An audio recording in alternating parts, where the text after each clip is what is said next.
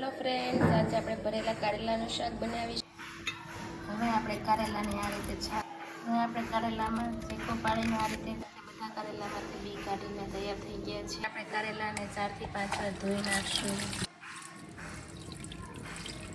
મસાલો બનાવવા માટે 1 ચમચો ચણાનો લોટ, 1 ચમચી શીંગનો ભૂકો, જીરું પાવડર, ખાંડ, સ્વાદ અનુસાર મીઠું,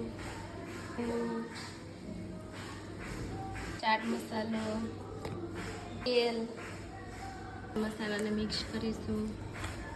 આ રીતે આપણા કારેલાના શાકનો મસાલો તૈયાર થઈ ગયો છે. હવે આપણે કારેલામાં વચ્ચે મસાલો ભરીશું. કારેલા ભરાઈને તૈયાર થઈ ગયા છે. બાદ આપણે કુકરમાં તેલ ગરમ મૂકીશું.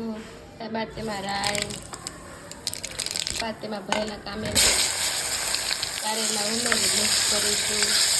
થોડી વાર માટે તેલમાં કારેલાને સાતળવા દઈશું. સ્વાદ અનુસાર મીઠું ઉમેરીશું. હવે આપણા કારેલા તેલમાં સાતળી ગયા છે. ત્યારબાદ તેમાં મિક્સ કરીશું. પાણી નાખીશું.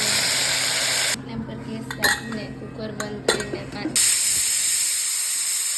ભરેલા કારેલાનું શાક તૈયાર થઈ ગયું છે.